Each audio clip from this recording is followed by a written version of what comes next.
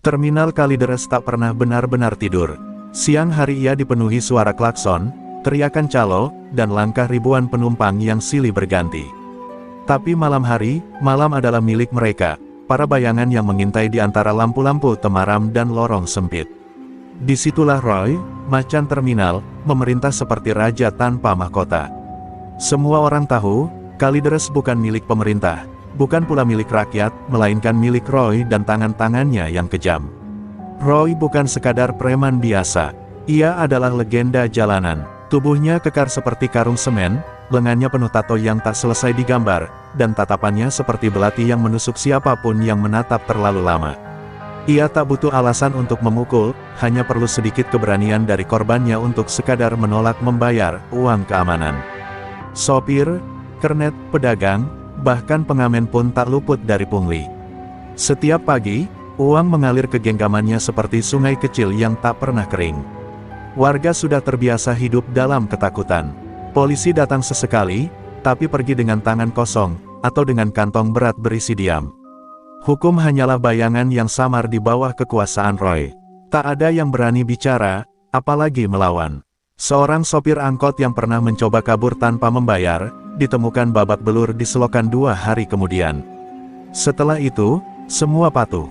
Diam adalah bentuk hidup paling aman. Di tengah kekacauan itu, terminal tetap hidup. Anak-anak masih bermain di sela bus yang parkir. Penjual nasi uduk masih membuka lapak dengan mata waspada. Tapi semua tahu, ada harga untuk bertahan di Kalideres. Harga yang dibayar dengan diam, ketakutan, dan kadang darah. Terminal ini bukan lagi sekadar tempat persinggahan. Ia telah menjadi labirin kelam, tempat mimpi-mimpi kecil terkubur di balik peluit kenek dan gemuruh mesin. Di sebuah sudut terminal yang remang, seorang ibu tua menggenggam erat dagangannya, risoles dan tahu isi dalam keranjang rotan. Tangannya gemetar saat seorang anak buah Roy menghampiri, meminta setoran. Ia menyerahkan uang dengan wajah tertunduk, tak sanggup menatap mata preman itu. Ia tahu, terlalu banyak bicara bisa membuat lapaknya terjungkal ke aspal. Hari itu, seperti biasa, ia pulang dengan kantong yang hampir kosong dan hati yang remuk. Namun, angin malam Kalideres mulai berubah. Seseorang berdiri di pinggir terminal, bukan calo, bukan sopir, bukan preman. Seorang pria tua berpakaian lusuh dengan keranjang asongan di tangan kirinya. Ia berdiri diam, menatap keramaian dengan mata tajam namun tenang. Tak ada yang mengenalnya, ia hanya menjual kacang dan air mineral, melangkah pelan seakan waktu tak berlaku padanya. Di balik wajah tuanya, ada sesuatu yang tak bisa dijelaskan. Cara ia menghindari senggolan, gerak kakinya yang senyap, dan senyum kecil yang selalu mengiringi tatapannya.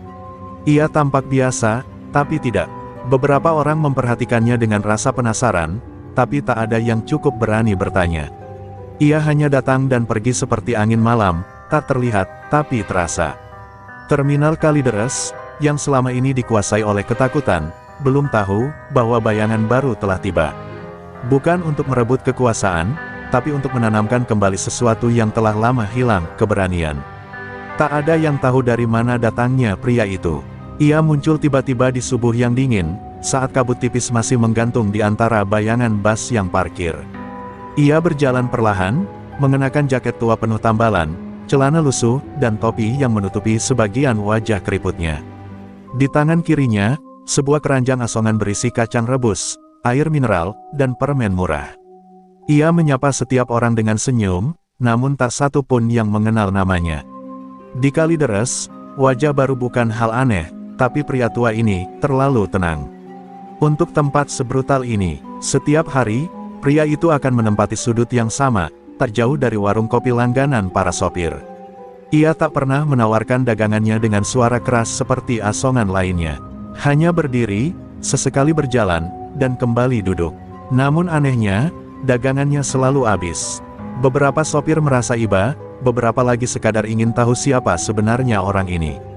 Tapi yang paling membuat mereka bingung, pria ini tak pernah membayar uang keamanan, sepeser pun, dan tak ada satupun preman yang menagihnya. Roy mendengar kabar itu pada malam ketiga sejak pria tua itu muncul. Seorang anak buahnya melapor dengan nada bingung, "Bang, ada asongan tua. Gak pernah setor, tapi kita juga gak ada yang berani nagih." Roy hanya tertawa kecil sambil meniup asap rokok. Tua, asongan, hahaha, biarin, entar juga sadar sendiri. Tapi jauh di dalam hatinya, Roy merasa terusik. Bukan karena uang, tapi karena sesuatu yang tak bisa dijelaskan, rasa terancam oleh kehadiran seseorang yang tak masuk perhitungannya. Malam keempat, salah satu anak buah Roy mencoba mendekat dan menagih setoran. Tapi saat tangannya hendak menyentuh keranjang si asongan, pria tua itu hanya menoleh pelan. Tidak marah, tidak menantang, hanya tatapan tenang, namun dalam dan tajam seperti air danau yang dalam. Entah kenapa, si preman muda itu mengurungkan niat. Ia mundur perlahan, bahkan tak sadar bahwa tubuhnya gemetar. Malam itu, dia tak bisa tidur. Tatapan si tua terus membayang dalam pikirannya. Hari-hari berikutnya, kehadiran si asongan tua menjadi bahan bisik-bisik. Beberapa menganggapnya hanya orang gila yang tersesat. Tapi banyak yang mulai merasakan ketenangannya menular. Ia tak pernah marah saat dagangannya ditawar semurah mungkin. Ia tak mengeluh saat dagangannya jatuh karena tersenggol. Bahkan ketika dilempari kulit pisang oleh bocah iseng, ia hanya tertawa kecil. Tapi ada yang lebih aneh, tak satu pun preman Roy yang bisa menyentuhnya, seolah ada tembok tak kasat mata yang melindunginya. Pada suatu sore, terminal tiba-tiba gaduh. Seorang sopir angkot dicegat 3 preman di dekat pos pengisian bensin. Mereka marah karena setoran terlambat. Saat tangan salah satu preman hendak melayang ke wajah sang sopir, mendadak terdengar suara, "Sudah, nak. Jangan begitu." Semua mata menoleh. Si asongan tua berdiri tak jauh, hanya dengan satu tangan menggenggam keranjang dan tangan lain bersedekap. Preman itu tertawa mengejek, tapi sebelum sempat bergerak, tubuhnya terhempas ke tanah dengan satu gerakan cepat. Tak ada yang tahu bagaimana caranya. Semua yang melihat kejadian itu terdiam. Tak percaya, seorang pria tua, dengan tubuh renta dan gerakan sehalus bayangan, bisa menjatuhkan preman kekar hanya dengan satu dorongan. 2 preman lain mencoba menyerang, tapi dalam sekejap mereka juga tersungkur. Tanpa luka, tanpa darah. Hanya rasa malu yang menyesakkan dada mereka. Pria tua itu tak melanjutkan serangan. Ia hanya berkata, kekerasan tidak mendidik siapapun. Tapi diam juga bisa jadi dosa, kalau membiarkan ketidakadilan terus tumbuh. Sejak sore itu, suasana terminal mulai berubah. Bukan secara besar-besaran, belum, tapi ada rasa baru di udara, seperti kabut tipis yang perlahan terangkat. Roy mulai gusar, siapa sebenarnya pria tua itu? Dan yang lebih penting, apa yang dia bawa dalam kesunyian dan senyumnya? Jawabannya masih tersembunyi di balik tatapan matanya yang dalam, yang seakan menyimpan ribuan cerita dari masa lalu yang jauh lebih kelam dari terminal Kalideres sendiri. Malam itu, langit Kalideres diguyur gerimis tipis. Terminal perlahan mulai sepi, hanya tersisa bus-bus malam dan beberapa pedagang yang bersiap pulang. Pak Wirya, begitulah nama si asongan tua itu menurut bisik-bisik para sopir, duduk di bangku kayu dekat pos keamanan yang tak pernah benar-benar dijaga. Tatapannya kosong menembus hujan, namun dalam matanya, badai masa lalu mulai bergejolak. Ia diam, tapi pikirannya menari di lorong waktu yang telah lama ia tinggalkan. 20 tahun silam, nama Wirya bukanlah nama seorang asongan. Ia adalah seorang guru silat di Segani, pewaris perguruan tua bernama Padepokan Lintang Purnama. Murid-muridnya puluhan, datang dari berbagai daerah. Namun, kehormatan itu hancur dalam semalam. Malam kelam yang selalu menghantuinya dalam tidur. Malam di mana murid-muridnya dibantai oleh sekelompok orang tak dikenal, hanya karena satu dari mereka menolak bergabung dengan kelompok kriminal yang kini berkembang jadi jaringan preman. Wirya merasa gagal. Sebagai guru, ia seharusnya melindungi. Tapi malam itu, ia datang terlambat. Hanya menemukan jejak darah dan nyala api yang memakan dinding-dinding perguruan. Dendam, kecewa, dan rasa bersalah menghancurkan hatinya. Ia meninggalkan dunia silat, membuang nama, gelar, dan kebanggaan. Ia memilih menjadi orang biasa, menyusuri kota demi kota, menjual dagangan kecil sebagai penebus sunyi. Tapi luka itu tak pernah sembuh. Hanya tertidur dalam tubuh renta yang semakin ringkih. Namun sesuatu dalam dirinya mulai terbangun kembali sejak ia menginjakkan kaki di Kalideres. Bukan karena terminal ini, bukan pula karena para preman. Tapi karena satu hal, ketakutan yang sama di mata-mata warga. Ketakutan yang pernah ia lihat di mata para muridnya sebelum tragedi. Ketakutan yang tumbuh karena semua orang memilih diam. Dan ia tahu, Jika ia diam lagi, maka luka lama itu akan menjadi sia-sia. Pak Wirya membuka gulungan kecil yang selalu ia simpan di balik jaket, sebuah potongan sobek dari bendera perguruannya. Warna putihnya telah menguning, tapi lambang bintang dan bulan di atasnya masih utuh. Ia menggenggamnya erat, dan di bawah remang lampu jalan yang berkedip pelan, setitik air jatuh dari sudut matanya. Bukan air hujan, tapi tangisan yang ia tahan bertahun-tahun. Tangisan seorang guru yang kehilangan murid-muridnya karena terlalu percaya dunia akan baik-baik saja tanpa tindakan. Sementara itu, berita tentang Asongan Tua Sakti menyebar lebih cepat dari kabut pagi. Beberapa sopir mulai mendekat, sekadar ingin mengobrol. Beberapa pemuda mulai bertanya tentang silat, meski Pak Wirya selalu menolak. "Saya bukan siapa-siapa," ujarnya pelan. Tapi dalam hati, ia tahu, waktu sedang menuntunnya kembali ke jalan yang lama. Jalan yang ia tinggalkan, namun belum selesai ia lalui. Roy semakin gusar, anak buahnya yang dipermalukan tak berani melapor langsung. Namun gerak-gerik para warga yang mulai tidak takut adalah sinyal yang tak bisa ia abaikan. Ia mengirim 2 orang keluar terminal, mencari tahu siapa sebenarnya si Asongan Tua itu. "Cari sampai dapat, kalau perlu, korek masa lalunya. Gue gak suka misteri di wilayah gue," katanya dengan nada dingin. Ia belum tahu, bahwa yang sedang ia korek bukan sekadar masa lalu, tapi bara yang siap menyala. Dan di malam itu, saat Pak Wirya menatap langit yang tak lagi menangis, ia berbisik pada dirinya sendiri, "Kalau ini memang takdirku, maka biarlah aku selesaikan apa yang dulu tak mampu aku lindungi." Untuk pertama kalinya, ia berdiri bukan sebagai pedagang asongan, tapi sebagai pewaris terakhir dari ilmu yang hampir punah. Sebuah ilmu yang hanya akan digunakan bukan untuk membalas dendam, tapi untuk memutus rantai ketakutan. Hari-hari di Kalideres mulai terasa berbeda. Warga yang biasanya menunduk dan terburu-buru kini mulai berani melirik ke arah para preman. Beberapa bahkan mulai melawan secara halus, menawar lebih keras saat diminta setoran, atau pura-pura tidak dengar saat dipanggil. Tak ada konfrontasi terbuka, tapi keheningan telah berubah makna. Diam yang dulu berarti takut, kini mulai terasa seperti diam yang menahan amarah. Roy menyadari perubahan ini, dan ia tahu siapa penyebabnya. Pak Wirya tetap berjualan seperti biasa. Diam, tenang, bersahaja. Namun gerakannya lebih tegap sekarang, seolah ada beban yang perlahan dilepaskan dari punggungnya. Tatapannya lebih dalam. Ia mulai memperhatikan anak-anak muda yang lalu lalang di terminal, mata-mata mereka masih ragu, tapi penuh potensi. Ia belum mengajak siapapun. Belum, tapi ia menunggu momen yang tepat. Karena ia tahu, perubahan sejati bukan lahir dari kekerasan, tapi dari kesadaran. Di sudut gelap sebuah warung kopi tua, Roy duduk bersama 2 anak buah yang baru kembali dari perburuan informasi. Mereka berhasil menemukan jejak masa lalu Pak Wirya dari seorang mantan pesilat tua di Depok. Namanya dulu Wirya Santika, guru besar silat dari Padepokan Lintang Purnama. Perguruannya dibakar habis 2 dekade lalu. Tapi dia nggak mati, dia ngilang. Roy mengangguk perlahan, rahangnya mengeras. Berarti dia bukan orang biasa. Rasa tidak nyaman mulai menjalari Roy. Ia bukan takut pada ilmu silat atau kekuatan fisik, ia takut kehilangan kendali. Selama ini, kekuasaannya tumbuh di atas rasa takut. Tapi satu orang bisa merusak semuanya. Ia tahu, sebelum api menyebar, harus dipadamkan. Maka ia kirim 3 anak buah terbaiknya untuk memberikan peringatan pada si Asongan Tua. Mereka ditugaskan untuk mengintimidasi, bukan membunuh. Tapi mereka tidak pernah kembali malam itu. Esok harinya, warga menemukan ketiganya tergeletak di gang kecil belakang terminal. Tidak luka, tidak berdarah, hanya pingsan dengan wajah pucat dan tubuh gemetar. Seolah bukan kekerasan yang mereka alami, tapi sesuatu yang lebih dalam, ketakutan yang menembus tulang. Mereka tak bicara sepatah kata pun. Bahkan setelah sadar, ketiganya memilih pulang dan tak pernah terlihat lagi di Kalideres. Berita itu menyebar, dan kini, Pak Wirya bukan lagi sekadar asongan.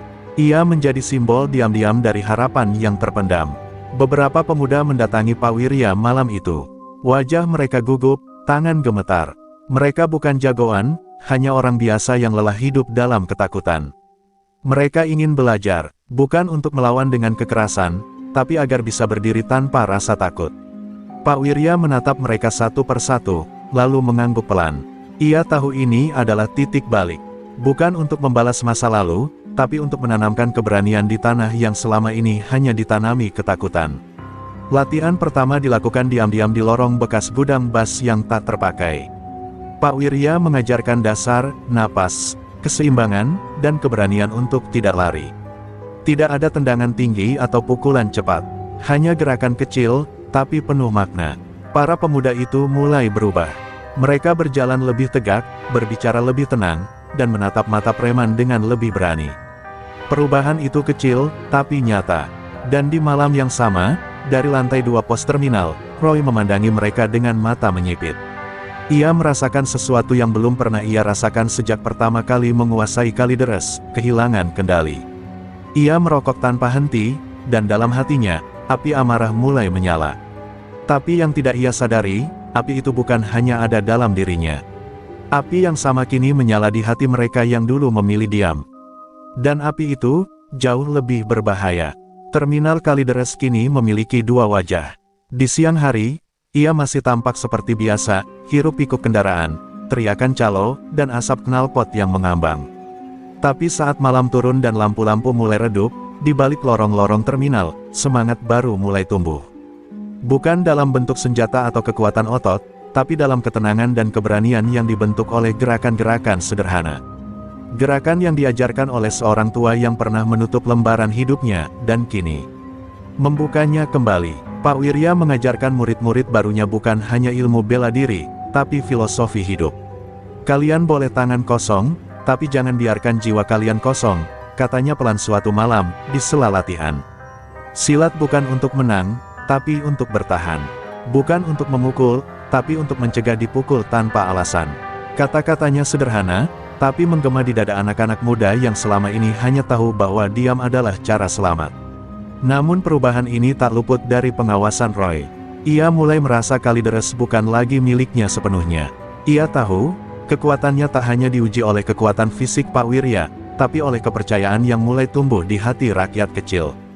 Dan itu lebih berbahaya. Roy bukan hanya penguasa jalanan, ia adalah pecandu kekuasaan.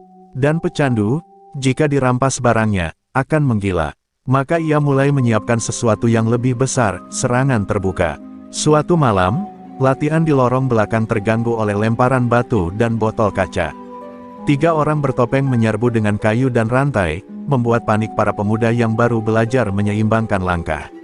Tapi Pak Wirya melangkah ke depan, dan hanya dengan gerakan sederhana, ia melumpuhkan ketiganya.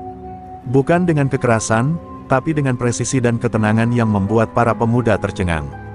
Bukan hanya karena kekuatan Pak Wirya, tapi karena setelah menang, ia tetap tak menyimpan dendam. Mereka bukan musuh, mereka hanya dipakai, ujar Pak Wirya sambil mengikat luka di tangan salah satu penyerang yang terluka.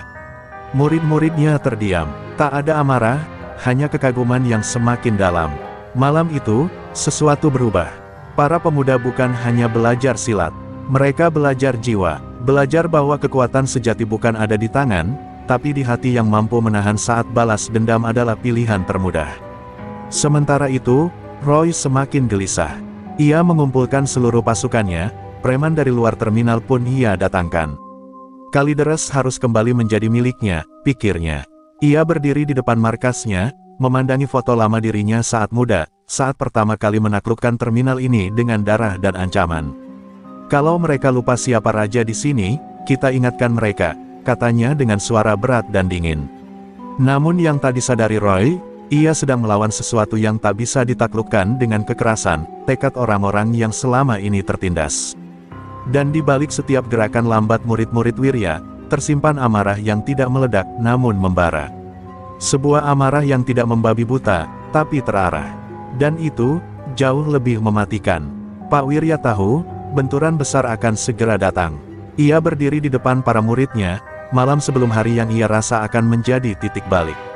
Dengan suara pelan, ia berkata, kalian tidak berlatih untuk melawan mereka, tapi untuk berdiri tegak saat mereka datang. Dan malam itu, Kalideres bernafas dalam senyap. Seperti seseorang yang sedang menarik napas panjang, sebelum badai datang menghempaskan segalanya. Terminal Kalideres kini memiliki 2 wajah. Di siang hari, ia masih tampak seperti biasa, hiruk-pikuk kendaraan, teriakan calo, dan asap knalpot yang mengambang. Tapi saat malam turun dan lampu-lampu mulai redup, di balik lorong-lorong terminal, semangat baru mulai tumbuh. Bukan dalam bentuk senjata atau kekuatan otot, tapi dalam ketenangan dan keberanian yang dibentuk oleh gerakan-gerakan sederhana. Gerakan yang diajarkan oleh seorang tua yang pernah menutup lembaran hidupnya, dan kini membukanya kembali. Pak Wirya mengajarkan murid-murid barunya bukan hanya ilmu bela diri, tapi filosofi hidup. Kalian boleh tangan kosong, tapi jangan biarkan jiwa kalian kosong, katanya pelan suatu malam, di sela latihan. Silat bukan untuk menang, tapi untuk bertahan. Bukan untuk memukul, tapi untuk mencegah. Dipukul tanpa alasan. Kata-katanya sederhana, tapi menggema di dada anak-anak muda yang selama ini hanya tahu bahwa diam adalah cara selamat. Namun perubahan ini tak luput dari pengawasan Roy. Ia mulai merasa Kalideres bukan lagi miliknya sepenuhnya. Ia tahu, kekuatannya tak hanya diuji oleh kekuatan fisik Pak Wirya, tapi oleh kepercayaan yang mulai tumbuh di hati rakyat kecil. Dan itu lebih berbahaya. Roy bukan hanya penguasa jalanan, ia adalah pecandu kekuasaan. Dan pecandu, jika dirampas barangnya, akan menggila. Maka ia mulai menyiapkan sesuatu yang lebih besar, serangan terbuka. Suatu malam, latihan di lorong belakang terganggu oleh lemparan batu dan botol kaca. 3 orang bertopeng menyerbu dengan kayu dan rantai, membuat panik para pemuda yang baru belajar menyeimbangkan langkah. Tapi Pak Wirya melangkah ke depan, dan hanya dengan gerakan sederhana, ia melumpuhkan ketiganya. Bukan dengan kekerasan, tapi dengan presisi dan ketenangan yang membuat para pemuda tercengang. Bukan hanya karena kekuatan Pak Wirya, tapi karena setelah menang, ia tetap tak menyimpan dendam. Mereka bukan musuh, mereka hanya dipakai, ujar Pak Wirya sambil mengikat luka di tangan salah satu penyerang yang terluka. Murid-muridnya terdiam, tak ada amarah, hanya kekaguman yang semakin dalam. Malam itu, sesuatu berubah. Para pemuda bukan hanya belajar silat, mereka belajar jiwa, belajar bahwa kekuatan sejati bukan ada di tangan, tapi di hati yang mampu menahan saat balas dendam adalah pilihan termudah. Sementara itu, Roy semakin gelisah. Ia mengumpulkan seluruh pasukannya, preman dari luar terminal pun ia datangkan. Kalideres harus kembali menjadi miliknya, pikirnya. Ia berdiri di depan markasnya, memandangi foto lama dirinya saat muda, saat pertama kali menaklukkan terminal ini dengan darah dan ancaman. Kalau mereka lupa siapa raja di sini, kita ingatkan mereka, katanya dengan suara berat dan dingin. Namun yang tak disadari Roy, ia sedang melawan sesuatu yang tak bisa ditaklukkan dengan kekerasan, tekad orang-orang yang selama ini tertindas. Dan di balik setiap gerakan lambat murid-murid Wirya, tersimpan amarah yang tidak meledak namun membara. Sebuah amarah yang tidak membabi buta, tapi terarah. Dan itu, jauh lebih mematikan. Pak Wirya tahu, benturan besar akan segera datang. Ia berdiri di depan para muridnya, malam sebelum hari yang ia rasa akan menjadi titik balik. Dengan suara pelan, ia berkata, kalian tidak berlatih untuk melawan mereka, tapi untuk berdiri tegak saat mereka datang. Dan malam itu, Kalideres bernafas dalam senyap. Seperti seseorang yang sedang menarik napas panjang, sebelum badai datang menghempaskan segalanya. Malam itu, langit Kalideres tak berbintang. Angin berhembus kencang, seolah membawa kabar buruk dari arah barat. Jalanan mulai lengang, kios-kios ditutup lebih cepat dari biasanya. Warga yang biasa nongkrong di warung kopi memilih pulang lebih awal. Mereka tak tahu pasti apa yang akan terjadi, tapi udara malam membawa kecemasan yang aneh. Kalideres bergetar dalam diam. Sesuatu yang besar sedang bergerak di balik gelap. Roy berdiri di atas mobil pikap tua yang dimodifikasi jadi panggung kecil. Di depannya, puluhan preman dari berbagai daerah berkumpul. Wajah-wajah penuh luka, tato, dan mata yang menyimpan kekerasan. Kita rebut lagi Kalideres. Gak ada tempat buat para pahlawan kesiangan. Kita bersihkan terminal ini malam ini juga. Teriaknya lantang, diiringi sorak dan tawa buas anak buahnya. Mereka membawa kayu, besi, dan sebagian bahkan senjata tajam. Ini bukan intimidasi, ini perang. Sementara itu, di lorong bekas gudang, Pak Wirya berdiri dengan tenang di hadapan belasan murid mudanya. Wajah-wajah itu kini tak lagi menyimpan ketakutan seperti dulu. Mereka tahu apa yang akan datang, dan mereka sudah siap. Ingat, kalian bukan di sini untuk bertarung. Kalian di sini untuk melindungi. Jangan biarkan kekerasan menyentuh orang-orang yang tak bersalah, ucap Pak Wirya. Suaranya pelan, tapi menusuk. Mereka semua mengangguk. Suara sepatu dan teriakan liar mulai terdengar dari kejauhan. Preman-preman itu datang seperti gelombang hitam yang siap menelan siapapun yang berdiri di jalan. Beberapa warga hanya bisa mengintip dari balik jendela, menahan napas. Tapi saat mereka sampai di depan lorong itu, barisan tubuh berdiri tegap menghadang. Bukan tentara, bukan polisi, tapi para pemuda biasa yang kini telah menemukan keberanian mereka. Roy maju ke depan, menatap Pak Wirya yang berdiri tanpa rasa gentar. "Lo pikir lo siapa? Hah? Cuma orang tua jualan rokok bisa ngatur gua," teriaknya sambil mendekat. Tapi Wirya hanya memandangnya, lalu berkata, "Aku bukan siapa-siapa. Tapi Kalideres bukan milikmu, Roy. Ini rumah kami semua." Kata-kata itu tidak diteriakkan, tapi justru menggema paling keras. Karena yang mendengarnya bukan hanya Roy, tapi semua warga yang menonton dari balik tirai dan pagar. Pertempuran tak bisa dihindari. Preman-preman menyerbu, tapi para pemuda melawan dengan disiplin. Mereka tidak brutal, mereka bertahan, menghindar, melumpuhkan tanpa membunuh. Latihan yang mereka lakukan selama berminggu-minggu kini diuji dalam nyala api dan amarah. Dan di tengah semua itu, Pak Wirya bergerak seperti bayangan. Setiap gerakannya mengalir, setiap jatuhnya lawan membuat yang lain ragu untuk maju. Warga yang awalnya hanya menonton, mulai keluar satu persatu. Mereka tak membawa senjata, hanya keberanian. Ada yang menyalakan lampu jalan agar medan terlihat lebih jelas.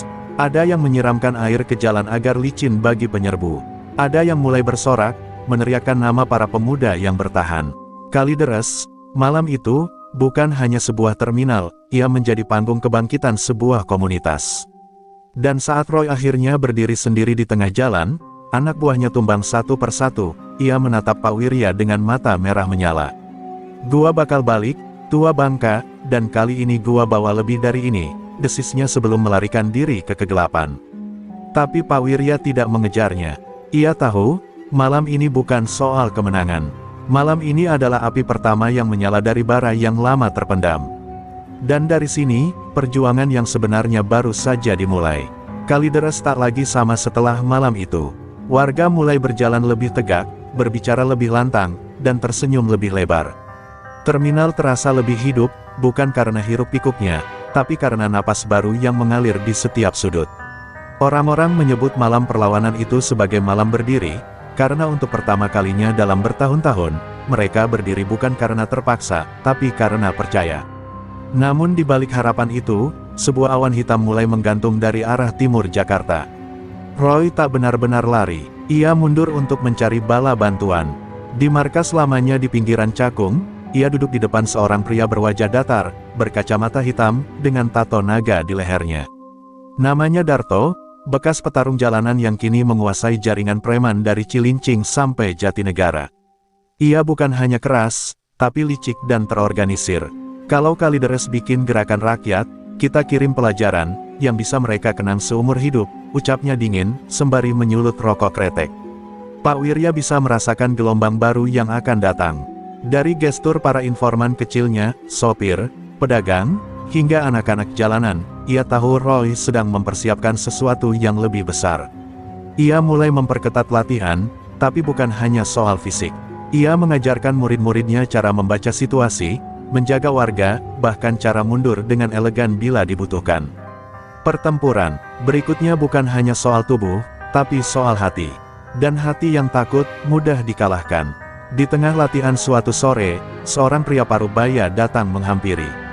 Ia membawa tongkat dan mengenakan topi lusuh, namun dari cara berjalan dan cara ia menatap, jelas ia bukan orang sembarangan. Namanya Pak Danu, sahabat lama Pak Wirya di masa muda. Dulu mereka belajar silat bersama di Lintang Purnama, sebelum jalan hidup memisahkan mereka. Kabar tentang kembalinya Wirya membuat Danu turun gunung. "Kalau kau sudah mulai berdiri, maka izinkan aku berdiri di sisimu," ucapnya sambil menunduk hormat. Kedatangan Pak Danu menjadi penguat moral. Ia ikut melatih, terutama soal strategi dan pembacaan medan. Warga mulai terlibat lebih banyak, ibu-ibu menyiapkan logistik dan tempat persembunyian, anak-anak menjadi pengintai kecil yang sigap, para tukang parkir membentuk jalur kabur rahasia.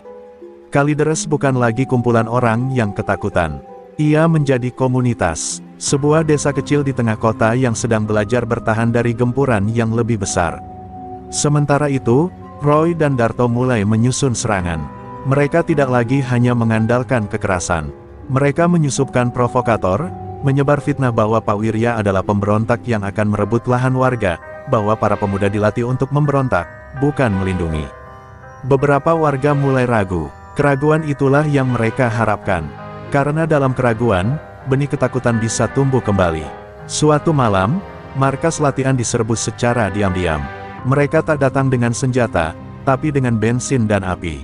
Gudang bekas itu dibakar, dan hanya kecepatan informasi dari anak-anak jalanan yang menyelamatkan para murid dan Pak Wirya.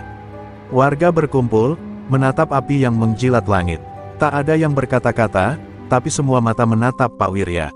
Menunggu arah, menunggu keputusan, dan Pak Wirya berdiri di depan mereka, tubuhnya disinai api yang membara di belakang. Dengan suara yang tenang namun tajam, ia berkata, "Kalau mereka datang dengan api, maka kita jawab dengan cahaya. Bukan api balasan, tapi cahaya keberanian. Karena selama kita tidak padam, maka mereka tidak pernah benar-benar menang." Malam itu, di balik asap dan puing, semangat Kalideres justru tumbuh lebih terang dari sebelumnya. Dan dari kejauhan, Darto memperhatikan, dengan mata yang kini mulai menyadari, musuh yang ia hadapi bukan sekadar seorang tua, tapi sebuah nyala yang tak mudah dipadamkan. Pagi setelah pembakaran markas latihan, Kalideres masih berasap. Puing-puing kayu hangus dan bau solar menyelimuti lorong yang dulunya menjadi tempat tumbuhnya keberanian. Warga membersihkan reruntuhan dengan wajah muram tapi mata menyala. Tak ada yang menangis, tak ada yang mengeluh. Mereka tahu, ini bukan akhir, ini tantangan. Tapi di balik semua itu, Pak Wirya diam. Bukan karena takut, tapi karena sedang menyusun sesuatu yang lebih besar dari perlawanan fisik. Di sisi lain, Darto dan Roy merayakan kemenangan kecil mereka. "Lihat, satu kobaran api bikin mereka kocar-kacir," ucap Roy penuh bangga. Tapi Darto tak tersenyum. Ia tahu ini belum usai. Kalau mereka cuma takut, mereka sudah lari. Tapi mereka masih di sana, Wirya masih hidup, dan rakyat masih mendukung. "Kita belum menang," jawabnya datar. Darto bukan preman biasa. Ia belajar dari jalanan, dan ia tahu, musuh paling berbahaya adalah yang bisa menahan diri. Hari-hari berikutnya, Kalideres seperti kota kecil yang bersiaga. Para pemuda berlatih berpindah tempat, menjaga warga saat malam, mengamati gerak-gerik asing. Pak Danu mengatur jalur-jalur pelarian dan titik kumpul rahasia. Pak Wirya, ia mulai menghubungi kenalan lamanya, mantan guru silat, mantan tentara, bahkan pensiunan polisi yang dulu muak dengan sistem korup dan kini tinggal diam di kampung. Mereka datang, satu persatu, bukan untuk perang, tapi untuk memastikan Kalideres tak kembali dikuasai oleh ketakutan. Namun Darto memutuskan untuk menyudahi semua ini. Ia mengumpulkan 100 orang anak buah dari berbagai wilayah, lengkap dengan senjata tumpul dan tajam. Serangan besar-besaran direncanakan pada malam Jumat. Kali ini bukan untuk menakuti, tapi untuk menghancurkan. Bakar kios, hancurin lapak, buat mereka gak punya alasan buat bertahan, perintahnya dingin. Roy tersenyum lebar, merasa kemenangan tinggal sejengkal lagi. Malam itu, Kalideres hening. Terlalu hening, seperti jantung yang menahan detak sebelum ledakan. Saat gerombolan Darto mulai memasuki area terminal, mereka disambut bukan dengan senjata, tapi keheningan dan pasir di udara. Debu yang disebar oleh para pemuda membuat jarak pandang terganggu. Jalan-jalan yang biasanya terbuka kini dipenuhi jebakan kecil, kaleng tergantung, paku tersebar, bahkan tali penarik tersembunyi yang dijeratkan pada kaki penyerbu. Pertempuran pecah dalam bayangan, tapi bukan seperti yang Darto bayangkan. Ini bukan kerusuhan, ini adalah pertahanan terorganisir. Para pemuda bergerak dalam kelompok, berkomunikasi lewat sandi bunyi dan peluit. Mereka tak menyerang membabi buta, mereka menunggu, menjerat, dan melumpuhkan. Pak Danu memimpin dari atas sebuah bangunan, mengatur pergerakan seperti jenderal perang, sementara Pak Wirya bergerak di tengah-tengah, menjadi poros kekuatan yang tak bisa disentuh. Suara teriakan, benturan besi, dan desing botol pecah bercampur dalam udara malam. Debu dan keringat menyatu di wajah-wajah yang bertarung bukan demi gengsi, tapi demi tempat yang mereka sebut rumah. Darto mulai panik. Ia menyadari ini bukan sekadar bentrok jalanan. Ini adalah rakyat yang bangkit. Dan ketika ia mencoba mundur, jalan-jalan sudah ditutup warga yang kini berdiri dengan tangan kosong tapi mata menyala. Tak ada jalan keluar, darah tumpah malam itu, debu melayang tinggi. Tapi di balik kekacauan, Kalideres membuktikan satu hal, kekuasaan yang dibangun di atas ketakutan akan runtuh jika keberanian tumbuh dari bawah. Dan malam itu, meski penuh luka, mereka berdiri tegak. Di atas darah dan debu, Kalideres masih hidup. Pagi setelah pertempuran, Kalideres berdiri di atas luka yang masih basah. Jalanan penuh puing, kaca pecah, dan bercak darah. Namun tak ada suara tangis. Hanya suara sapu yang bergerak, ember yang ditumpahkan, dan warga yang bergotong royong membersihkan sisa amarah semalam. Di tengah reruntuhan itu, harapan tumbuh diam-diam. Warga tak hanya bertahan, mereka bangkit dengan kepala tegak, seolah berkata, kalian bisa menghancurkan tembok kami, tapi tidak hati kami. Di posko darurat yang dibangun dari seng bekas dan terpal biru, para korban dirawat seadanya. Pak Danu terluka di lengan, tapi tetap tersenyum saat para pemuda merawat luka-lukanya. Darah ini bukan milik saya, ini milik Kalideres, ucapnya. Sementara Pak Wirya duduk di sudut, matanya menatap jauh ke jalanan yang kini dijaga warga 24 jam. Ia tahu, benteng rakyat sudah berdiri kokoh. Tapi ancaman belum benar-benar hilang. Darto, yang berhasil lolos dengan wajah babak belur dan hati terbakar, mulai merasa dikhianati oleh situasi. Ia tak menyangka akan menghadapi perlawanan sekuat dan seterorganisir itu. Di sebuah gudang tua di Jatinegara, ia memanggil Roy untuk rapat darurat. Tapi Roy datang dengan kabar buruk, beberapa anak buah mereka ditangkap warga dan diserahkan ke polisi. Bahkan beberapa mulai membocorkan informasi. Mereka bukan takut, mereka mulai sadar siapa sebenarnya musuh mereka, kata Roy dengan wajah pucat. Kebenaran mulai terkuak, media sosial dipenuhi video warga Kalideres bertahan melawan preman. Wawancara dengan Pak Wirya viral, seorang pedagang asongan yang bicara tentang keberanian, kebersamaan, dan keadilan. Wartawan mulai berdatangan, bahkan LSM dan aktivis hukum mulai membuka mata. Mereka mulai menyoroti jaringan premanisme di Jakarta yang selama ini dibungkam dengan uang dan kekerasan. Darto dan Roy menjadi simbol kekuasaan kotor yang kini terancam dibongkar. Suatu sore, seorang perwira polisi senior datang ke Kalideres secara diam-diam. Ia mencari Pak Wirya, lalu duduk di depan warung rokoknya yang masih berdiri setengah terbakar. Saya dulu tahu siapa Anda, Pak Wirya. Mantan pelatih silat TNI, kan? Kenapa memilih jadi pedagang? Tanya sang perwira. Pak Wirya tersenyum tipis. Karena saya sudah lelah berperang untuk orang lain. Tapi kali ini, saya berjuang untuk rumah saya sendiri. Jawaban itu membuat sang perwira terdiam lama, sebelum akhirnya mengangguk dan berkata, kami akan bantu, Pak. Warga mulai buka suara. Satu persatu mereka melaporkan pemalakan, ancaman, dan kekerasan yang pernah mereka alami di bawah kendali Roy dan Darto. Nama-nama oknum aparat yang terlibat ikut muncul. Sebuah gelombang pengakuan meledak seperti bendungan yang jebol. Dan dari reruntuhan kebusukan itulah, cahaya mulai masuk. Kalideres tak lagi hanya menjadi medan pertempuran. Ia kini jadi simbol perlawanan rakyat terhadap kejahatan yang selama ini dianggap tak tersentuh. Roy, yang kini merasa dikejar dari dua arah, oleh hukum dan oleh dendam Darto, mulai goyah. Ia ingat malam saat pertama kali bertemu Pak Wirya, ingat mata lelaki tua itu yang tak gentar menghadapi segerombolan preman. Ia mulai bertanya-tanya, siapa sebenarnya dirinya? Apa yang dia kejar selama ini? Sementara itu, Darto bersiap dengan rencana terakhirnya, serangan besar yang bukan hanya untuk menghancurkan Kalideres, tapi untuk membuat contoh bagi siapa saja yang berani melawan. Dan di saat langit mulai kelabu, awan berat menggantung di atas Kalideres. Pak Wirya duduk di depan kiosnya yang kini dipenuhi bunga dari warga. Ia tahu, badai terakhir akan datang.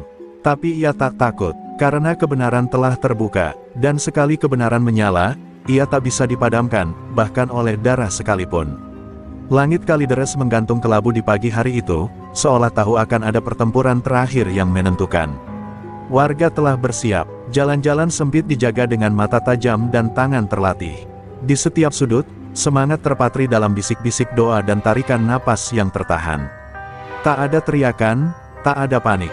Hanya diam yang sunyi, sunyi yang siap menyambut badai. Darto datang dengan wajah muram, diiringi puluhan preman bayaran dari luar kota. Wajah-wajah asing yang tak kenal Kalideres, hanya tahu perintah dan upah. Mereka bersenjata lengkap, bahkan beberapa membawa molotov dan samurai. Mereka datang bukan untuk mengintimidasi, tapi untuk menghancurkan. Tapi mereka lupa satu hal, Kalideres bukan lagi tanah tak bertuan. Ia sudah punya penjaga yang tak dibayar, tapi rela mati. Saat Darto dan rombongannya memasuki jantung Kalideres, jalanan sepi. Tapi dari balik pintu-pintu, lorong, dan gerobak-gerobak tua, warga mulai muncul. Pemuda, ibu-ibu, bahkan kakek nenek. Mereka tak membawa senjata, hanya berdiri, diam namun kokoh. Dan dari ujung jalan, Pak Wirya berjalan perlahan, mengenakan baju silat lamanya yang telah lusuh. Di belakangnya, berdiri para murid, para sahabat, dan para warga yang kini bukan hanya penonton, tapi bagian dari sejarah. Darto tertawa meremehkan. "Kau pikir kami takut pada parade sirkus ini?" teriaknya, tapi Pak Wirya tidak menjawab. Ia hanya menatap mata Darto dalam-dalam, seperti menelanjangi jiwa yang rapuh di balik topeng kekuasaan. "Kekuasaanmu dibangun di atas ketakutan. Tapi lihat mereka, siapa yang takut sekarang?" kata Pak Wirya, pelan tapi menghantam seperti palu. Darto maju dengan amarah, namun sebelum ia menyerang, Roy berdiri di depannya. "Sudah cukup, Darto," kata Roy. Wajahnya penuh luka dan lelah. "Kita sudah kalah sejak mereka berhenti takut. Ini bukan tempat kita lagi." Darto mencoba menepis Roy, tapi yang lain mulai mundur. Satu persatu preman bayaran menjatuhkan senjata, menyadari mereka tidak sedang berhadapan dengan massa, tapi dengan hati yang tak bisa ditaklukkan. Darto mengamuk, tapi amarahnya hanya terpantul kembali oleh keteguhan yang mengelilinginya. Pertarungan terakhir terjadi cepat. Darto melompat menyerang Pak Wirya, dan untuk sesaat, waktu terasa berhenti. Dua sosok, masa lalu yang gelap dan masa kini yang teguh, beradu di tengah jalan Kalideres. Tapi usia bukan kelemahan bagi Pak Wirya. Gerakannya tenang, mengalir, dan pada akhirnya, satu pukulan tepat ke dada membuat Darto roboh. Ia jatuh dengan mata terbuka, tak percaya, bukan karena kalah, tapi karena akhirnya sadar, ia tak pernah menang. Polisi datang tak lama kemudian, tapi mereka tak perlu lagi berjuang. Warga sendiri menyerahkan Darto, mereka menyerahkan juga bukti-bukti yang selama ini disimpan diam-diam. Roy menyerahkan diri tanpa paksaan. "Saya ingin hidup tenang," katanya, sebelum dibawa pergi. Dan saat matahari menembus awan dan menyinari Kalideres, semua orang tahu, ini bukan sekadar kemenangan. Ini adalah kelahiran kembali. Pak Wirya berdiri di atap terminal tua, menatap warga yang tertawa dan menangis, bersih-bersih dan membangun kembali. Ia tahu, ini bukan akhir cerita, tapi awal kehidupan baru. Dan di hatinya, meski lelah, ada damai. Kalideres telah bebas, dan matahari yang lama disembunyikan awan kekuasaan, akhirnya bersinar lagi. Seminggu setelah Kalideres bebas, suasana berubah drastis. Warung-warung mulai buka kembali, anak-anak berlarian di terminal, dan warga saling menyapa dengan senyum yang tak lagi penuh ketakutan. Tapi di balik semua tawa dan perayaan, masih ada jejak luka yang belum sembuh. Beberapa kios tetap hangus, dan di dinding pos ronda yang baru dicat, bekas goresan senjata tajam masih terlihat samar, seperti pengingat sunyi bahwa perjuangan belum benar-benar selesai. Pak Wirya kembali berjualan, kali ini ditemani oleh dua murid barunya, Raymond dan Gani, dua pemuda yang dulu sempat ragu melawan. Ia tak banyak bicara, hanya menjawab dengan senyum jika orang bertanya soal pertempuran itu. Tapi di malam hari, saat kota terlelap, Pak Wirya sering duduk sendiri di teras kios, menatap kosong ke langit. Matanya tak lagi tajam seperti dulu, ada beban masa lalu yang kembali membayangi, orang-orang yang terlambat ia selamatkan, keputusan-keputusan yang dulu ia sesali. Di sebuah sel tahanan, Darto duduk terpaku. Kepalanya tertunduk, rambutnya acak-acakan. Ia bukan lagi preman tangguh yang menggetarkan Kalideres, melainkan bayangan dari dirinya sendiri. Ia menolak semua kunjungan, bahkan dari Roy. Hanya diam, hanya gelisah. Namun di balik jeruji itu, ada benih penyesalan yang mulai tumbuh. Di tengah malam, ia menulis sesuatu di balik sobekan kardus, bukan rencana pelarian, tapi surat untuk seseorang yang belum pernah ia minta maaf. Sementara itu, Roy menjalani hidup yang baru, sebagai narapidana yang bersedia jadi saksi dalam pengungkapan jaringan pemerasan di Jakarta Barat. Ia tahu hidupnya tak akan sama, tapi ia juga tahu, ini cara satu-satunya untuk menebus. Dalam persidangan, Ia berdiri tegap, menyebut satu persatu nama yang selama ini sembunyi di balik seragam dan jabatan. Sebagian menggertak, sebagian tertawa meremehkan. Tapi Roy tak gentar. Ia mungkin terlambat berubah, tapi tidak terlalu terlambat untuk menjadi manusia. LSM, wartawan, dan aktivis mulai menjadikan Kalideres sebagai model ketahanan sipil. Kampung ini bukan lagi hanya terminal pinggir kota, tapi simbol perlawanan rakyat. Dokumenter mulai diproduksi, film pendek dibuat, bahkan ada kabar novel tentang Pak Wirya sedang ditulis.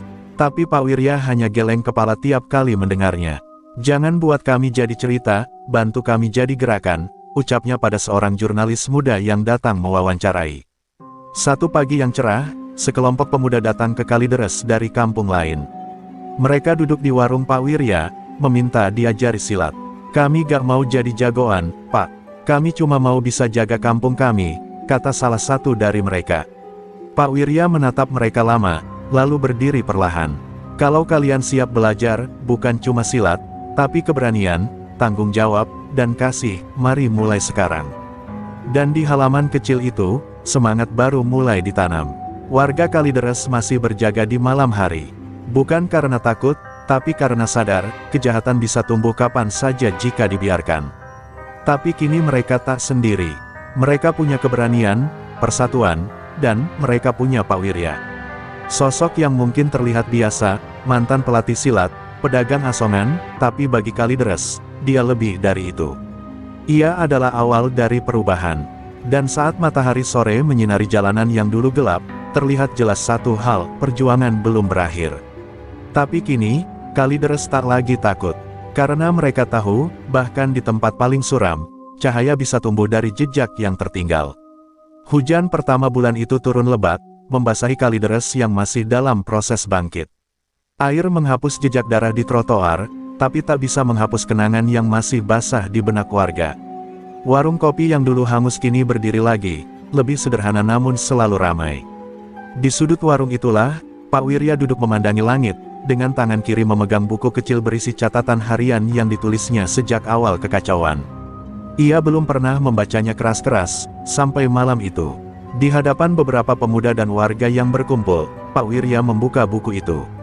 Suaranya lirih, tapi jelas. Ia membacakan kisah-kisah kecil, tentang ibu yang tetap berjualan meski diancam, tentang pemuda yang kehilangan sahabatnya dalam bentrokan, tentang dirinya sendiri yang nyaris kehilangan harapan. Setiap kalimat menggores hati mereka yang mendengar, membuat banyak mata basah. Tapi bukan karena sedih semata, melainkan karena tahu bahwa semua itu nyata. Mereka bagian dari cerita yang dibacakan.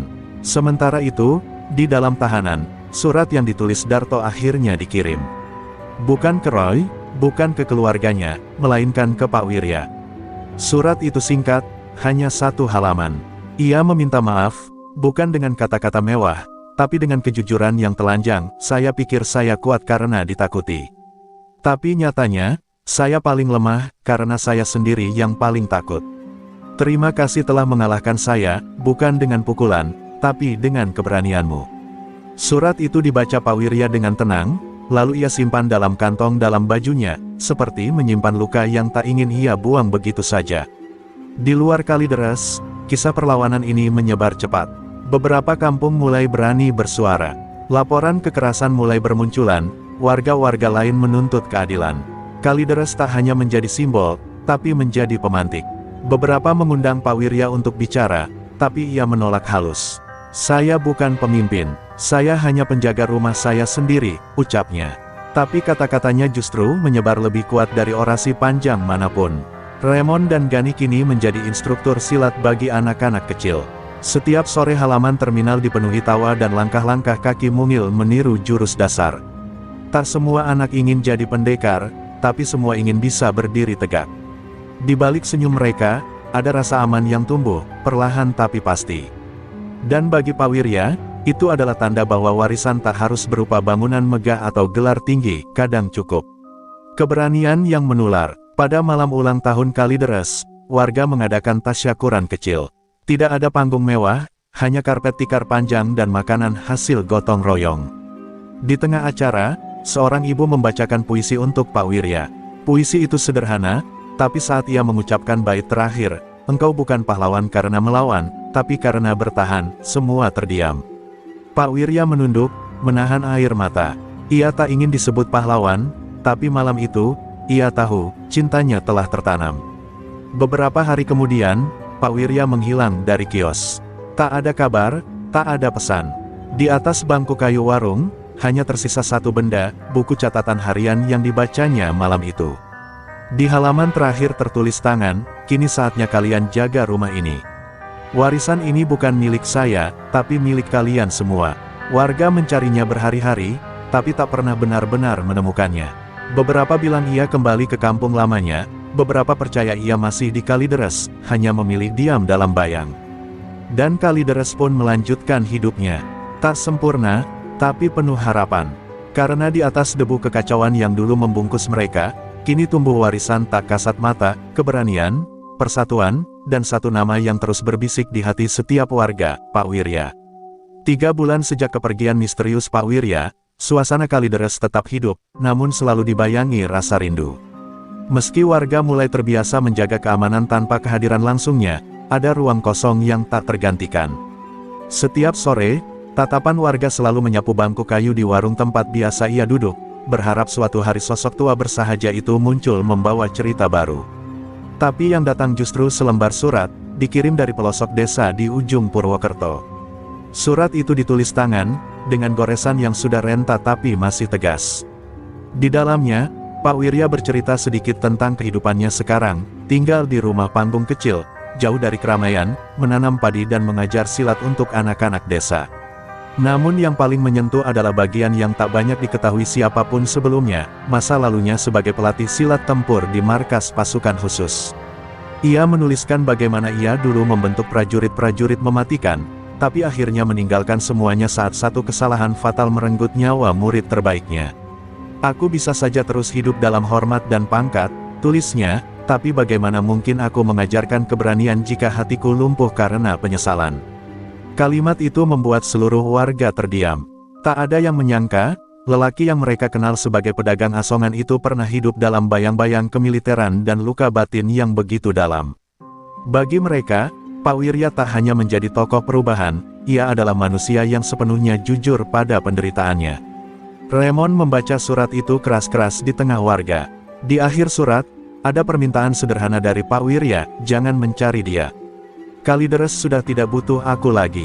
Kalian sudah menjadi penjaga, itu lebih dari cukup." Malam itu, banyak yang menangis diam-diam. Bukan karena kehilangan, tapi karena paham, bahwa seorang guru sejati adalah mereka yang pergi ketika muridnya sudah bisa berjalan sendiri. Namun malam itu juga, Gani teringat sesuatu. Ia pernah melihat Pak Wirya menggambar simbol di halaman belakang warung, sebuah lingkaran dengan 3 garis menyilang. Setelah diselidiki, ternyata itu adalah lambang perguruan silat tua di Jawa Tengah, yang sejak puluhan tahun lalu ditutup karena konflik internal. Rasa penasaran membawa Gani dan Raymond dalam perjalanan ke desa tempat Pak Wirya menulis surat. Tapi setibanya di sana, mereka hanya menemukan rumah panggung kosong, dan secarik pesan tertempel di pintu. Pesan itu berbunyi, "Jangan cari aku, carilah apa yang sudah kutanam. Jika kalian bisa menemukannya, maka kalian tak lagi butuh aku." Di belakang rumah itu, ada kebun kecil yang tampak baru ditanami. Mereka menggali sedikit, dan menemukan kotak kayu. Isinya, buku catatan silat tua, sepucuk surat untuk Raymond dan Gani, dan foto lawas Pak Wirya bersama murid-muridnya di militer. Air mata Gani mengalir saat membaca, "Jadilah pelindung, bukan pahlawan. Sebab pelindung tak butuh pengakuan, cukup keberanian dan cinta." Kepulangan mereka ke Kalideres disambut dengan tenang. Mereka tak membawa kabar kepastian, hanya warisan nilai. Raymond membuka pelatihan silat untuk umum, menamai tempat itu, Perguruan Wirya Satya. Setiap gerakan silat yang diajarkan bukan hanya teknik bertahan, tapi juga filosofi hidup. Warga pun mulai datang bukan hanya untuk belajar bela diri, tapi belajar menjadi manusia. Dan di malam-malam sunyi, ketika angin bertiup dari arah barat, kadang terdengar desir langkah pelan di sepanjang lorong terminal. Beberapa percaya itu hanya angin, tapi sebagian yakin, itu adalah Pak Wirya, yang pulang diam-diam hanya untuk memastikan satu hal, bahwa Kalideres masih dijaga. 3 bulan setelah Perguruan Wirya Satya berdiri, Kalideres tampak lebih hidup dari sebelumnya. Terminal yang dulu kumuh kini jadi pusat kegiatan positif. Anak-anak berlatih silat di pagi hari, remaja-remaja membantu warga tua memperbaiki kios, dan Raymond serta Gani menjadi panutan baru. Tapi ketenangan itu tak bertahan lama. Sebuah pesan misterius muncul, tertulis di secarik kertas, ditempel diam-diam di dinding perguruan, bayangan lama tak hilang, hanya menunggu cahaya padam. Raymond membacanya dengan hati berdebar.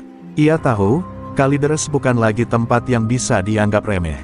Keberhasilan mereka menjadi simbol perlawanan membuat banyak pihak merasa terganggu, terutama mereka yang pernah diuntungkan oleh kekacauan dan ketakutan. Beberapa hari kemudian, kejadian aneh mulai terjadi, ban kios warga digembosi, kabel lampu jalan dipotong, dan seorang anak hampir diculik saat pulang latihan. Kalideres kembali dalam bayang ancaman yang tak kasat mata. Warga mulai resah, ketakutan lama muncul kembali, mengendap di sela-sela senyum yang selama ini susah payah dipertahankan. Gani menyarankan agar latihan silat dihentikan sementara, tapi Raymond menolak. Justru sekarang kita harus kuat. Kalau kita mundur, mereka menang tanpa perlawanan. Suaranya tegas, namun dalam hatinya, ia tahu, musuh kali ini lebih licik dari Darto dan Roy dulu. Mereka bukan preman jalanan, mereka bayangan yang mengintai dari luar sistem. Dalam malam gelap, seorang lelaki tua datang diam-diam ke rumah Raymond. Tubuhnya ringkih, tapi tatapannya tajam. Ia memperkenalkan diri sebagai Pak Hendra, salah satu murid lama Pak Wirya dari masa militernya. "Aku diutus untuk memperingatkan," katanya pelan. "Kalian sedang diawasi. Ada kelompok lama yang ingin menghapus semua jejak Pak Wirya, termasuk kalian." Raymond menelan ludah. Ini bukan hanya soal Kalideres lagi. Ini soal warisan yang sedang terancam dibakar habis oleh mereka yang takut pada cahaya. Pak Hendra memberikan buku bersampul kulit lusuh yang ditulis oleh Pak Wirya sendiri, bukan tentang silat, tapi tentang strategi menghadapi musuh tak kasat mata. Taktik bertahan, menyusup, dan bertarung dalam senyap. "Ini bukan buat perang," kata Pak Hendra.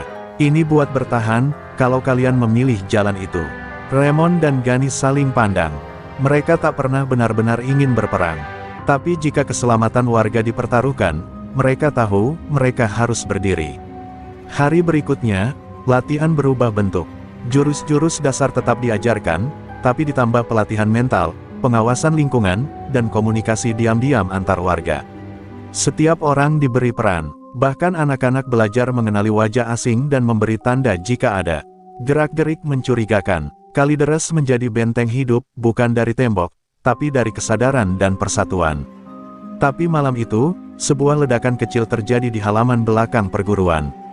Tak ada korban, tapi cukup untuk membuat jantung semua orang terhenti sejenak. Di antara puing, ditemukan tulisan dengan darah ayam, "Ini baru awal." Warga panik, tapi Raymond berdiri di tengah kerumunan dan berkata lantang, "Kalau ini awal bagi mereka, maka ini juga awal bagi kita. Kita tak akan jadi korban lagi." Dan dari sorotan matanya, tampak jelas, api warisan Pak Wirya belum padam. Justru mulai menyala lebih terang di hati yang lain. Malam itu, hujan turun gerimis. Kalideres seolah menahan napas. Setelah ledakan kecil di halaman perguruan, semua warga kini hidup dalam waspada. Tapi lebih dari itu, ketakutan baru mulai menyusup. Musuh tidak datang dari luar, melainkan dari dalam. Pak Hendra memperingatkan Raymond, serangan yang paling berbahaya bukan yang meledak, tapi yang berbisik dalam bayang. Kalimat itu membekas di kepala Raymond, seperti kabut yang tak bisa ditepis. Tanda-tanda itu semakin nyata ketika seorang pemuda bernama Togar, yang selama ini aktif membantu perguruan, tertangkap sedang memotret daftar nama murid dan menyerahkannya pada seseorang lewat pesan rahasia. Ketika diinterogasi diam-diam oleh Gani dan beberapa warga senior, Togar akhirnya mengaku bahwa ia disusupi oleh organisasi gelap yang menyebut diri mereka Kidung Malam, jaringan lama yang merasa keberadaan perguruan Wirya Satya akan membuka luka masa lalu yang mereka tutupi.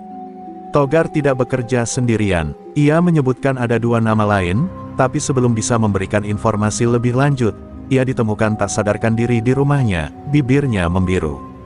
Diduga diracun oleh rekan sendiri untuk membungkam. Berita itu membuat suasana Kalideres benar-benar mencekam. Ini bukan lagi perang terbuka. Ini adalah pertempuran senyap, penuh jebakan dan pengkhianatan. Dan musuh mereka, mengenal setiap sudut Kalideres sebaik mereka sendiri. Raymond dan Gani tahu mereka tidak bisa bergerak sendiri. Maka mereka membentuk satuan kecil warga kepercayaan, diberi nama Selayang Mata. Tugasnya adalah mengamati pergerakan mencurigakan, menjaga keamanan perguruan, dan melindungi keluarga-keluarga yang mulai diincar. Dalam diam, Kalideres membangun sistem intelijennya sendiri. Tak ada yang bersenjata, tapi semua tajam, dengan mata, telinga, dan keberanian. Di tengah tekanan itu, muncul kembali sosok yang tak diduga, Bu Lilis, janda tua penjual gorengan yang selama ini terlihat tak peduli. Diam-diam, ia pernah menjadi informan semasa Orde Lama, hidup dalam dunia yang penuh sandi dan pelarian. Kini, dengan wajah keriput dan suara parau, ia mengajarkan warga cara membaca bahasa tubuh, mengenali kebohongan lewat sorot mata, dan menyampaikan pesan tanpa kata. Perang paling sunyi, hanya bisa dimenangkan oleh mereka yang sanggup mendengar keheningan, katanya. Suatu malam, Bu Lilis membawa Raymond ke sebuah rumah tua yang terbengkalai di ujung kampung. Di sana, mereka menemukan papan-papan berisi peta Kalideres lengkap dengan titik-titik merah, tanda operasi yang sedang direncanakan oleh Kidung Malam. Ini bukan sekadar ancaman, kata Bu Lilis lirih. Ini pembersihan, mereka tak ingin warisan Pawirya hidup lebih lama. Peta itu membuat semuanya menjadi nyata. Waktu mereka tinggal sedikit. Keesokan harinya, warga berkumpul diam-diam di perguruan. Raymond berdiri di tengah mereka, tak lagi sebagai pelatih, tapi sebagai penjaga nilai. Ini bukan tentang bertarung melawan orang jahat, katanya. Ini tentang mempertahankan kebenaran yang sudah dibangun dengan air mata dan darah. Kalau kita diam, maka kita sama saja membiarkan bayangan lama menelan masa depan. Suaranya gemetar, tapi setiap kata membakar. Semangat mereka yang hadir, dan malam itu, dengan hujan kembali mengguyur tanah Kalideres, satu rencana besar disusun, penyergapan senyap terhadap markas tersembunyi Kidung Malam yang telah mereka temukan di rumah kosong belakang pasar lama. Tak ada pekikan perang, tak ada teriakan heroik. Hanya tekad sunyi, dari orang-orang biasa yang memilih untuk tidak menyerah. Karena mereka tahu, warisan Pawirya tidak hidup di buku, tapi di nyali. Malam itu, Kalideres seperti kota mati. Lampu-lampu sengaja dibiarkan padam lebih awal, suara tawa anak-anak sudah lenyap sejak maghrib, dan para pedagang menutup lapaknya lebih cepat. Namun di balik keheningan itu, sebuah rencana besar tengah digerakkan. Raymond berdiri di halaman belakang perguruan, menatap wajah-wajah warga yang siap mempertaruhkan nyawa. Gani berdiri di sampingnya, memegang peta markas musuh yang mereka temukan di rumah tua tempo hari. Rencana penyergapan dimulai pukul 2 dini hari. Tim dibagi menjadi 3 kelompok, pengalihan, penyusup, dan penahan. Mereka bukan pasukan terlatih, bukan tentara dengan senjata canggih, tapi hati mereka tak gentar. Bu Lilis, dengan sorot mata tajam, memimpin komunikasi dari pos pantau menggunakan kode lampu dan ketukan kayu, metode lama yang ia pelajari di masa-masa gelap negeri ini. Jangan berpikir untuk menang, bisiknya. Berpikirlah untuk bertahan, itu yang membuat kita hidup. Langkah pertama dilakukan oleh kelompok pengalihan, memicu kebakaran kecil di warung tua dekat pasar, cukup untuk menarik perhatian 2 penjaga luar markas Kidung Malam. Begitu mereka pergi, Gani dan 5 orang lainnya menyusup masuk lewat pintu belakang yang sudah diintai seminggu penuh. Di dalam, bau kayu lembab bercampur dengan hawa kematian. Di sudut ruangan, mereka menemukan tumpukan dokumen yang membuktikan, Kidung Malam bukan hanya mengincar Kalideres, tapi juga wilayah-wilayah pinggiran Jakarta yang mulai bangkit dari bayang premanisme. Namun tiba-tiba, langkah kaki terdengar dari lorong. Gani memberi isyarat diam, tapi terlambat, salah satu warga tak sengaja menyenggol kaleng kosong. Alarm sirine tua meraung dari lantai atas. Dalam hitungan detik, 5 pria bertopeng muncul dengan senjata tajam, menyerbu tanpa ampun. Pertempuran pun tak terhindarkan. Gani melawan dengan jurus yang diajarkan Pawirya, cepat dan efektif, tapi tetap kalah jumlah. Salah satu rekannya terkena sabetan di lengan, jatuh dengan jeritan tertahan. Sementara itu, Raymond yang menunggu di luar langsung memimpin tim penahan masuk ke dalam. Dengan tongkat bambu dan tali jerat, mereka menyerbu dari jendela belakang. Perkelahian berlangsung brutal, tidak teratur, tidak indah, hanya naluri bertahan hidup yang bekerja. Di tengah kekacauan, Bu Lilis memotong listrik utama markas lewat saklar di gang belakang. Seketika semuanya gelap gulita. Sekarang, teriak Raymond. Dalam kegelapan, mereka jadi bayangan yang menyatu dengan malam, dan satu persatu, musuh mereka tumbang. Ketika fajar mulai menyingsing, pertempuran pun usai. 6 anggota Kidung Malam tertangkap hidup, sisanya melarikan diri dalam keadaan terluka. Di halaman markas, warga berdiri dengan tubuh penuh luka, namun mata mereka menyala. Gani duduk bersandar pada tembok, tangannya berlumuran darah, tapi ia tersenyum. Kita menang. Raymond hanya mengangguk perlahan, menahan tangis haru.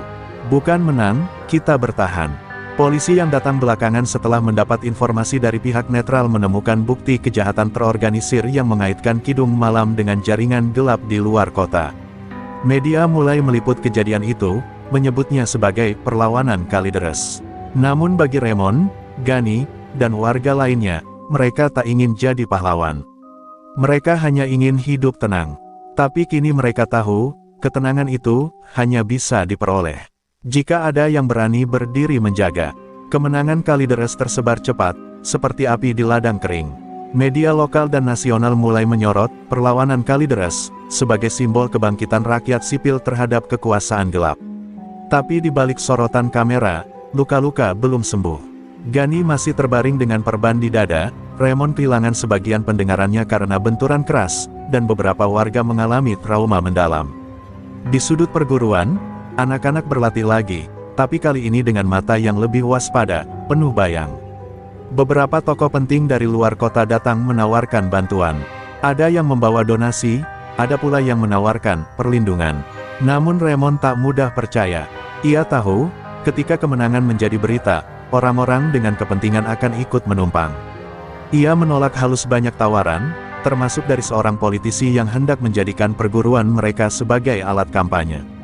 Kami bukan panggung, kata Raymond lirih. Kami tanah yang berdarah dan berakar. Namun ancaman belum selesai. Dari interogasi tahanan Kidung Malam, diketahui bahwa kelompok ini hanyalah satu cabang kecil dari organisasi besar bernama Payung Hitam, jaringan preman dan pengendali ekonomi gelap yang menjalar dari Jakarta hingga ke kota-kota satelit. Kalian hanya memotong ranting, kata salah satu tahanan dengan senyum miring, akar kami masih tertanam, dan akan tumbuh lagi. Ucapan itu membekas, menggema di benak Raymond seperti genderang perang yang belum usai. Suatu malam, seseorang melemparkan kepala ayam ke teras perguruan. Di lehernya tergantung kertas bertuliskan, jangan merasa pahlawan, jika belum menyentuh akar. Raymond duduk lama menatapnya, ditemani Gani yang masih lemah.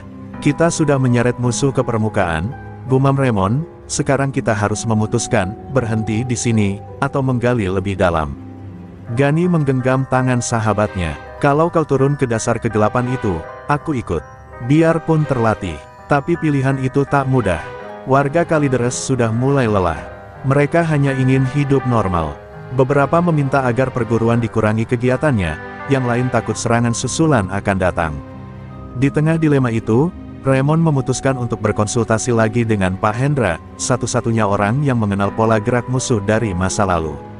Pak Hendra, yang kini bersembunyi demi keselamatan, berkata singkat, jika kalian ingin menghancurkan akar, kalian harus pergi ke tempat akar itu ditanam. Kalimat itu menjadi titik balik. Raymond sadar, perjuangan mereka tak bisa hanya bersifat defensif. Ia mulai menyusun rencana pergi ke pusat jaringan Payung Hitam, berbekal dokumen yang disita, nama-nama kode, dan catatan transaksi gelap. Tapi sebelum pergi, ia mengumpulkan warga dan menyampaikan keputusan, Kalideres sudah berdiri. Kini aku harus melangkah lebih jauh, bukan untuk jadi pahlawan, tapi untuk memastikan tak ada lagi anak kecil di kampung lain yang harus hidup dalam ketakutan seperti kita dulu. Warga terdiam, lalu satu persatu berdiri.